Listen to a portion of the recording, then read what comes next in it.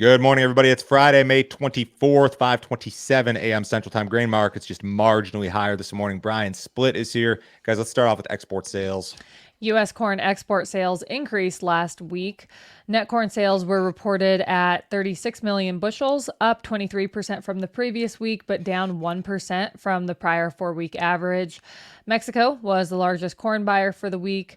Net soybean sales were soft again last week, coming in at 10 million bushels. The print was up 5% from the previous week, but down 15% from the prior 4-week average. Japan was the largest buyer for the week. Net wheat sales were reported at 0.7 million bushels, down a whopping 77% from the previous week and down 61% from the prior 4-week average. Haiti was the largest wheat buyer for the week. You could kind of split hairs and look at the old crop stuff and say maybe USDA needs to adjust this or that, but it's not going to be by a wide margin at this point. Brian, we have a real problem when it comes to China and new crop purchases of both U.S. corn and soybeans. China has zero cargoes booked of U.S. soybeans for new crop delivery. Same thing for corn. And China, year in and year out, I mean, this is old crop commitments by country. And China represents 56% of all of our old crop soybean business, and that's pretty normal for a traditional year. And this year, this is total export sales. But the reason this number is so low, the reason why total U.S. soybean commitments for new crop delivery are the worst since 2005, is because China is nowhere to be found. When are they coming back? Where are they? Right, and why are they nowhere to be found? And it's because we've got multiple years of large Brazilian soybean crops, and every time we get one of those large crops, the window where they're going to buy the U.S. product gets smaller and smaller. We may actually have some old crop soybeans that get rolled into new crops. So we may have beans to China that are new crop. They're just old crop that gets rolled. There could be some unknown sales also for new crop that may be associated with China, but this is a very bad look for soybeans. For corn, it's a little bit different. China's corn purchases out of the U.S., first off, it's kind of a new thing. Like, it just started, 4 or 5 years ago, where they were a material buyer of U.S. corn. 2020, yeah. And there's not really like a big seasonal pattern. Whereas in soybeans, like they're pretty much on the clock here. Like, they start buying, April, May typically, and we haven't seen them around. So this is a problem. The other thing that I wrote in the email this morning is that I think there are some questions regarding the crush expansion and just how big it may be. We're going to crush more soybeans next year than we did this year, but maybe it's not as good as previously advertised. And those are your two components of demand base for soybeans grown in the U.S. So I have some demand concerns. I think the market right now, though, you think the market's just focused on U.S. weather, production prospects, uncertainty? Yeah, there does seem to be something else going on, and I can't really put my finger on it. The spreads have been pretty strong. The meal market has been strong, and maybe this is a product of those flooding events in Mato Grosso do Sul. That particular state does process a lot of their beans for meal, as far as how it's used, as opposed to like the other part of Brazil where they're going to export the soybeans. So I think that's been part of why the meal market's been strong. Meal spreads have been strong. But yeah, the weather right now is going to be a major focus. But the bean market has been stronger than I thought it would be, just based on the lack of export sales and overall the way the fundamentals look long term. I think my take is that this is stuff that we see year in and year out. You have a degree of uncertainty regarding the U.S. crop because planting's a little bit late. It's too wet. It's too early in the growing season to have any sort of real strong opinion on crop prospects. And the uncertainty can breed higher prices in some instances. And that's why prices, year in and year out, are kind of stronger in May and June. Not always, but on average over time, that's the case. So speaking of China, China is planning to drastically reduce grain imports over the next decade. Beijing is planning to ramp up farming productivity through technology, GMO crops, and an increase in cultivated acres. By 2033, China's ag ministry is projecting imports of corn to decline by 75%, wheat by 60%, and soybeans by 21%. However, a lack of arable land and water, along with small-scale production, stand in the way of these targets. Expanding agricultural acres will be challenging because the majority of China is either mountainous or desert. Additionally, the aging population that runs the majority of China's farms might not have the means or know how to use technology to boost production. I mean, cool story, bro, but this is not the reason why China's avoiding U.S. soybeans. They're going to import more beans this coming year, probably than they ever have in all likelihood. Yeah, and it sounds like it sounds nice conceptually. There is a lot of room for them to improve yields from Yeah. technology, but I think all those other issues. I mean, it's just the way that they farm over there. They're going to have a complete overhaul and redo the way they grow crops to get these increases in product that they're looking for, so they can reduce their imports by that much. I don't think these are realistic goals personally, but No, not anytime soon. Now, there is a big disparity between what China has said about new crop soybean imports and what the USDA has said. USDA is projecting like a record soybean import number for China next year. I think it's like 109 million. Whereas China recently came out and said, no, it's going to be like sub 100. I think it was 96 or 97. So this is a case where USDA could actually be overstating demand, possibly, or maybe China's understating. I don't know. We'll find out. USDA released weekly drought monitor data yesterday. A large portion of the Corn Belt received rainfall last week. Drought conditions improved in Michigan, southern and northern Wisconsin, western Kentucky, southeastern Missouri, southern Illinois, and southeastern Nebraska. Iowa also saw conditions improve, with 2/3 of the state now free of drought.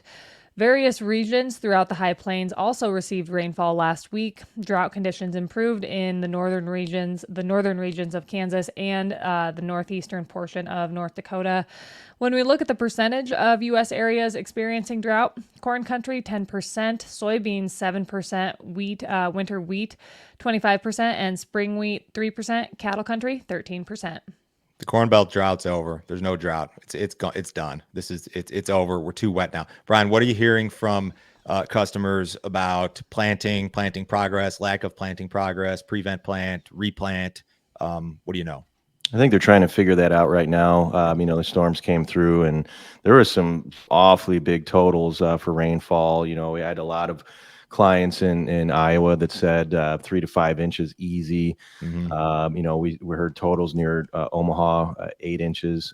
So there's going to be a process. A lot of cleanup work is getting done right now, but there will be replant. There's replant in areas every year. It's just a matter of what part of the country, what part of the growing regions. Are they high yielding areas? Are they lower yielding areas? So unfortunately this year it is, centered around Iowa's a lot of it. But I think that's going to be part of what keeps this market supported as we go into June, is just as you had mentioned, the unknown, right? So when we think about the balance sheet for corn, and I think for beans too, both of those balance sheets have too much demand in them right now, looking ahead for next year, I think. But that's going to be something that keeps the balance sheet looking a little tighter. And so when we use a trend line yield that we've never actually grown, there's going to be a conversation as we get into the crop conditions where we say, okay, crop conditions, good to excellent ratings. We've moved on from planting pace. Does this warrant the belief of 181 yield? And what does the balance sheet look like if we grow a 177? Or I think our average over the last 3 years is like a 176. So what does that do to the balance sheet? And I think that conversation keeps us supported as we go into what the weather is going to look like during pollination. But I think for both corn and soybeans, as we get into fall, and we look at our pace analysis for exports, especially when we're talking about soybeans, if we don't see that tick up, months down the road, let's say 5 months down the road, we're going to have pace analysis for soybean exports that looks like we're not going to hit the goal. Plus, we're going to be staring at a 170 million ton Brazilian crop just a few months down the road. So I think there's going to be a big shift in a 4 to 5 month time frame. And right now, drought is not one of the things that at this point is going to get this market excited. That can show up, obviously, a few weeks down the road if the pattern makes a big shift. But right now, I mean, gosh, you think about last year, we were talking, I mean, Mackenzie would be running through all these totals, and it was 50-something% of this crop was in drought and 55%. So it's completely shifted. If I had to guess right now, like gun to my head on the balance sheets, I'd say USDA is overstating corn and soybean demand for new crop. I'd probably guess that they're overstating production too. Although I'll tell you what, this acreage report at the end of June could come and slap you in the face pretty easily, as it's done in the past. So on Oh, Thursday, hang on 1 second. We oh, didn't do sorry. weather at all. I was I was going to do weather. So there's more severe weather this morning. Tornado warnings across eastern Nebraska and western Iowa. That was earlier this morning. I'm not sure what actually happened. So if you guys have reports about tornadoes or flash flooding or any of that, let me know. This is some pretty nasty, like straight line wind type stuff, which we've already seen this week. The forecast is still fairly wet. So for those who have not planted, maybe some obstacles kind of ahead of you guys. On Thursday, the International Grain Council reduced its estimate for global wheat production. The IGC cut its 24-25 forecast by 3 million metric tons to 795 million metric tons. The reduction is due to unfavorable weather impacting Russian and Ukrainian wheat crops. The agency trimmed its forecast for Russia's crop by 5.4% to 85.5 million metric tons. The outlook for Ukraine's crop dropped to 23.7 million metric tons, a reduction of 3.3%. The agency also reduced its outlook for global corn production by 6 million metric tons to 1.2 billion metric tons. The cut was due to Argentina's crop being trimmed by 10% to 54 million metric tons. Brian, the wheat market, at least Kansas City and spring wheat, are strong again this morning. Kansas City could make some new highs here for the move, I believe. Is this wheat rally, which has been really substantial, is it almost all related to Russia? I think a lot of it is. I mean, there's going to be part of the wheat rally that's going to be our own domestic concerns, and that's going to be more hard red related. And I think hard red got a little too cheap compared to soft red. We talked about how the funds participate mainly in the soft red contract. So when they're covering shorts, they typically cover more of the soft red than the hard red. So I think that spread got cheap as it relates to the hard red. But yeah, the Russian wheat, they had a period of drought. There is still dry conditions there, but then they had that cold snap there too. Mm-hmm. So it's been more than one weather issue in Russia. Here's the thing, though, when you start buying wheat because of the drought, and then you buy it again because a headline like this, the IGC reduces production estimates, you're kind of buying the story twice, right? Yeah. And then you're going to have that where new buyers come in on ultimately the same issue, and that's going to be the making of a high where you have buyers coming in and they're buying the headlines of stuff we already knew. So I'm not saying we're there yet. We've hit some major retracement targets. I do think that there's going to be a point here where you got to be focused on what the wheat that's going to be harvested here very shortly, but also you're going to have to take a serious look at the wheat that you're going to be drilling this fall and getting some marketing done there as well. Yeah, the wheat market's been pretty incredible. The last I saw, the estimates were that funds were still short like 30,000 contracts of SRW wheat despite the big rally, which is hard to believe. You would have thought that this event would have maybe cleared out all of the net short, but it hasn't, not to this point at least. A surging stock market has supported retirement accounts this year. According to Fidelity Investments, during the first quarter, the number of 401k accounts with balances of at least $1 million rose to a record 485,000. Additionally, retirement account millionaires increased by 15% from the prior quarter and were up 43% from March of last year. The uptick in account values is due to a strong stock market. The first quarter also saw average retirement account balances hit their highest level since the end of 2021. Many Americans, however, are finding it challenging to save for retirement due to inflation. Almost 40% of workers are not enrolled in a workplace retirement program. Being a millionaire is still a flex, I think, but it's not the flex it used to be. And this kind of it increases the gap between the top 10 or 20% of Americans and the lower, say, half. Because if you don't own assets, this inflation deal has absolutely screwed you. Whereas if you do, you could be in better shape than ever. The economy is bifurcated, is the word that we've used. Mm-hmm. It really is. I went and got a euro the other day after work, and there were two gentlemen that were just complaining about the economy and how much it costs. And we were just standing in line waiting, and I'm listening to them. I'm like, geez, but if you have a stock market portfolio and a 401k, this is not money that you can use for your day-to-day life either as it sits today, right? You can use it for retirement, but you can borrow against it if you need to, but that's not a good thing. And so Makes I think people feel better though when they it see does. Just having it, right? It's there, Yeah. but you can't use it. You can use it in the future. So, but the stock market's not the economy. That's been pointed out by political rivals over the last several years, where stock market's doing good, and the other guy be like, "Well, the stock market's not the economy," and then another not. guy's in the White House, and they'll the same guy that was saying the stock market is not the economy is now touting how good the stock market's doing and how that means the economy's good. It's just all lip service. I'm glad the stock market's going up. I've got money in the stock market because I participate in my SEP IRA and all that good stuff. But that money I'm throwing in there doesn't help my day-to-day expenses. And so, No. like you said, if you don't have assets, boy, this inflation's been a real big drag on you.